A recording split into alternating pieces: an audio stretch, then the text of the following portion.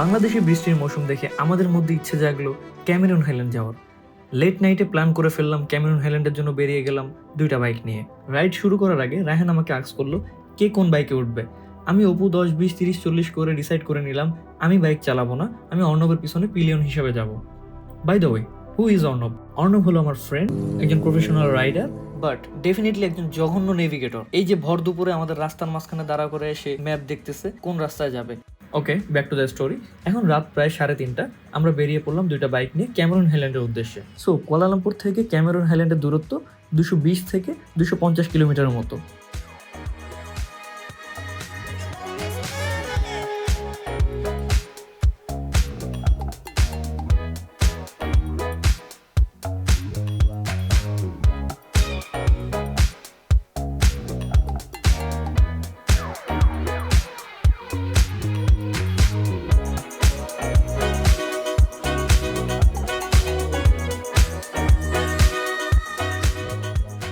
মা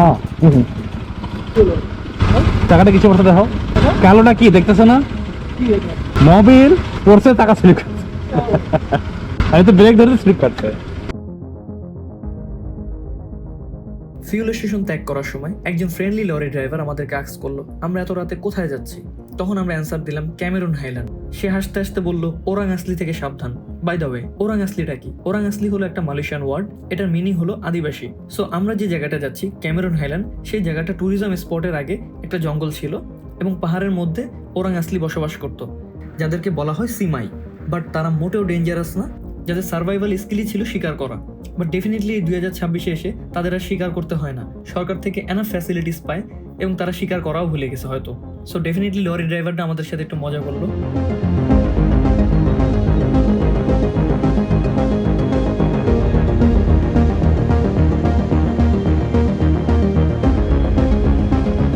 আমরা এখন যে জায়গাটা আছি এই জায়গাটার নাম থাপা। এইখান থেকে কিছু দূর সামনে গেলে একটা ওয়াটারফল আছে যেটার নাম লাতা স্কান্দার। এই ওয়াটারফলটা খুবই সুন্দর। ক্যামেরন হাইল্যান্ড সারা বছর 15 থেকে 25 ডিগ্রি সেলসিয়াসের মধ্যে সীমাবদ্ধ থাকে এবং ক্যামেরন হাইল্যান্ড সি লেভেল থেকে 800 থেকে 1600 মিটার উপরে। ডেফিনেটলি এই জায়গাটা একটু শীতের আবহাওয়া আছে, বাট সমস্যা একটাই, ক্যামেরন হাইল্যান্ডে ওয়াটারফলে নামার মতো আমার কোনো ইচ্ছা নেই।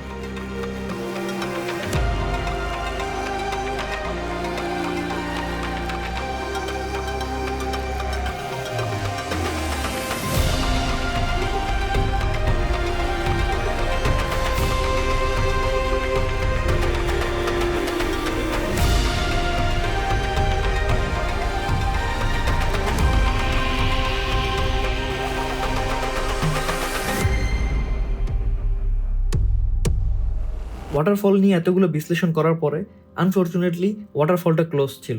2 দিন আগে এখানে খুব বড় লেভেলে একটা ঝড় হয় এবং এই কারণেই ওয়াটারফলটা ক্লোজ করে দেওয়া হয় ট্যুরিস্টদের জন্য। সো আমরা ওয়াটারফলের কিছু ভিডিও এবং আমাদের পার্সোনাল কিছু ফটো ক্যাপচার করে রওনা দিলাম হোটেলের উদ্দেশ্যে।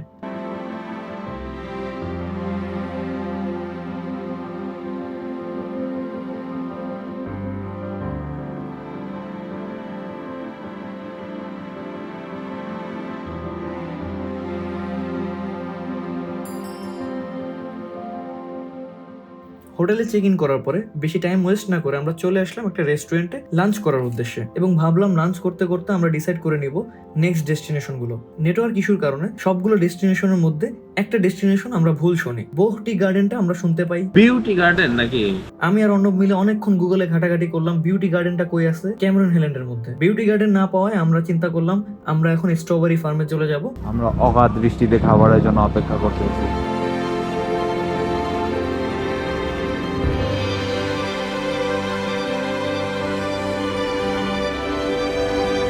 ফাইনালি আমরা চলে আসলাম আমাদের first destination strawberry farm. Strawberry ফার্মে ঢোকার পরে আমরা সারপ্রাইজ হয়ে গেলাম বিভিন্ন ধরনের গাছ এবং ফুলের গাছগুলো দেখে। কিছুক্ষণ ঘোরাফেরা করার পরে আমরা বুঝতে পারলাম যে এই জায়গাটা একটা ছোটোখাটো বাজারের মতো এবং স্থানীয় লোকজন এখানে তাদের ফুলের গাছ এবং বিভিন্ন ধরনের গাছ নিয়ে এসে বিক্রি করে। এবং পরবর্তীতে জানতে পারলাম যে স্ট্রবেরি ফার্মটা একটু পিছনের দিকে, সেখানে একটা এন্ট্রি ফি দিয়ে ঢুকতে হবে। সো স্ট্রবেরি ফার্মে ঢোকার আগে রায়হান খুবই এক্সাইটেড ছিল যে এখান থেকে সে ফ্রেশ স্ট্রবেরি জুস ট্রাই করবে। ভুলে গেছি। পাসওয়ার্ড করে নিও। আরে আমি দুইবার সেভ করছি, খালি আমি সুগারই নাই তো।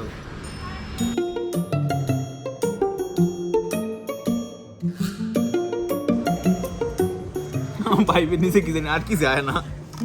স্ট্রবেরির বিচি একদম অরিজিনাল। বাই দ্য ওয়ে, আমি একটু স্ট্রবেরি পছন্দ করি না, বাট আমার ভাগ্নি সে খুবই স্ট্রবেরি পছন্দ করে, এবং লাস্ট টাইম আমরা যখন তাকে ক্যামেরুন হাইল্যান্ড নিয়ে আসি, স্ট্রবেরি কাটার জন্য সে খুবই এক্সাইটেড ছিল, কারণ আপনাকে একটা ছোট বক্স এবং একটা কেচি দিবে, এবং যেটা দিয়ে আপনি নিজে নিজে স্ট্রবেরিগুলো কাটবেন। এই কারণেই এন্ট্রি ফিটা নেওয়া হয়, এবং আপনার পছন্দ করা স্ট্রবেরিগুলো আপনাকে প্যাক করে ওরা দিয়ে দিবে।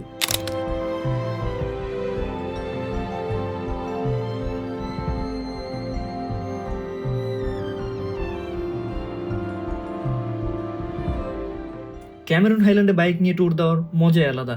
এত কর্নারিং এর রোড যে আপনি যদি কর্নারিং এ স্কিলফুল নাও হন, এখানে কর্নারিং করতে করতে আপনার স্কিল হয়ে যাবে, আপনি এখান থেকে যাওয়ার পর একটা পারফেক্ট রাইডার।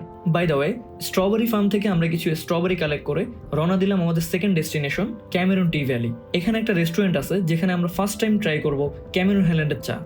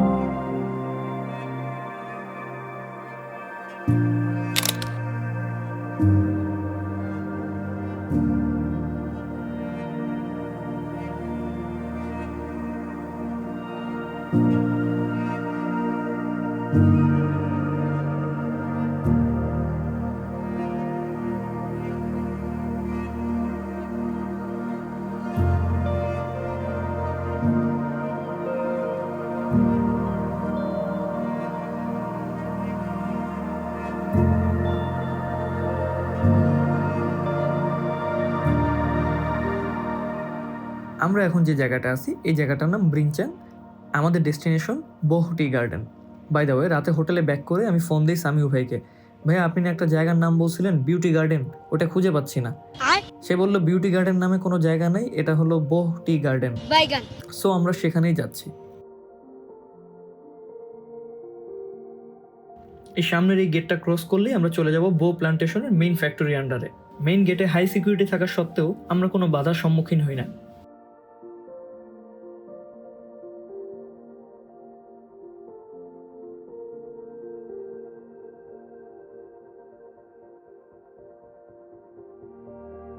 আপনাদের ইনফরমেশনের জন্য, ক্যামেরুন হাইল্যান্ডটা মালয়েশিয়ার জন্য খুবই গুরুত্বপূর্ণ একটা প্লেস।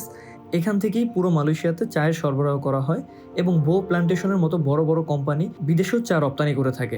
শুধুমাত্র যে চা রপ্তানি হয় তা না, এই জায়গাটা সারা বছর শীতের আবহাওয়া থাকায় বিভিন্ন ধরনের সবজি এবং স্ট্রবেরিসও মালয়েশিয়ার বাইরে রপ্তানি করা হয়, এবং ক্যামেরুন হাইল্যান্ড ট্যুরিজম সেক্টরেও খুব বড় একটা ভূমিকা রাখে।